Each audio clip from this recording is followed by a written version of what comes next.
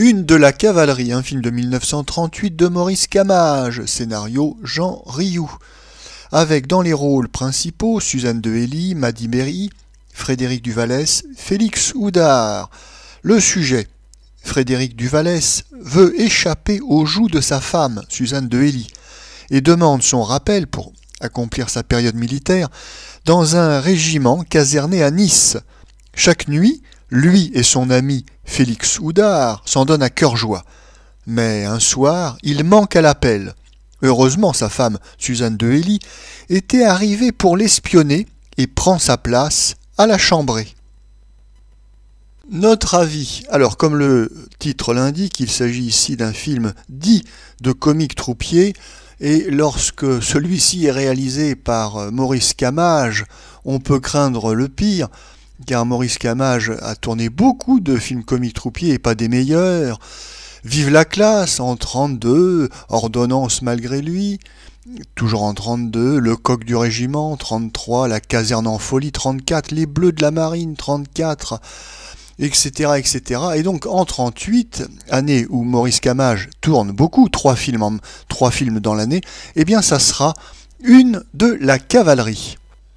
Pour être tout à fait juste avec Maurice Camage, on notera cependant qu'il a tourné au moins 2 bons films, enfin 2 films amusants avec Fernandel.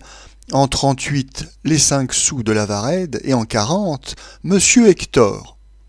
Mais revenons à Une de la cavalerie, film qui se divise en 2 parties, la première étant nettement supérieure à la seconde. En effet, dans cette première partie, nous avons droit à une gentille comédie burlesque, où l'on voit le malheureux Frédéric Duvallès, martyrisé par son épouse Suzanne de Hély, tous deux tenant un salon de coiffure, et bien où l'on voit ce malheureux Frédéric Duvallès s'échapper de temps en temps avec son ami Félix Houdard pour des virées très arrosées, ce qui amène bien évidemment des scènes de ménage assez amusantes. Oui, car dans cette première partie, nous avons un certain nombre de gags visuels. C'est presque du burlesque à l'américaine, et évidemment ça nous change agréablement du comique typiquement français qui est en réalité exclusivement fondé sur des jeux de mots et des calembours, ce qui n'est pas vraiment cinématographique, on l'admettra aisément. Malheureusement, dans une seconde partie, nous avons droit à du comique troupier pur et dur, si je puis dire. Oui, nous avons droit à tous les poncifs, lieux communs et clichés afférents à ce genre cinématographique.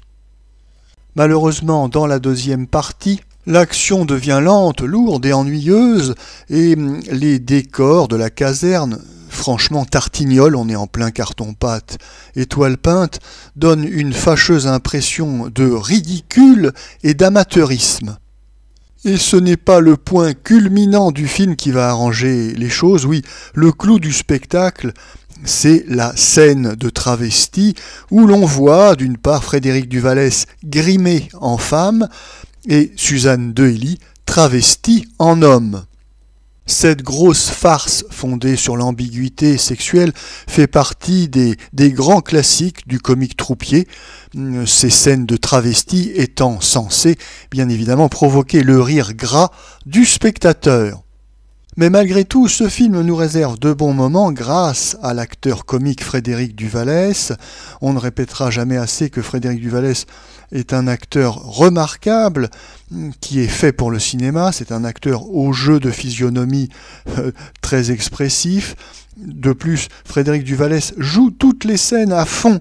Et il a un jeu très physique, et malgré sa nervosité et son agitation, il n'y a jamais de geste en trop. Il est très précis dans ses effets comiques.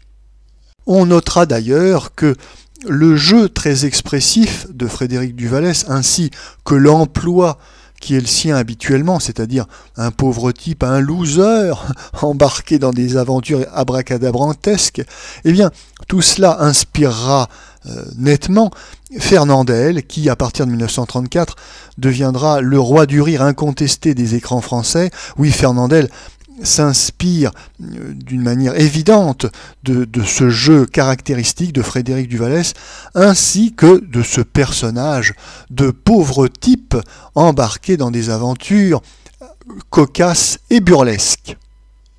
On saluera également la qualité de la partenaire de Frédéric Duvallès. Il s'agit de Suzanne de Hély, toujours aussi amusante dans ce personnage à la fois tyrannique et ridicule. Ici, encore une fois, c'est le talent des acteurs qui sauve le film du naufrage.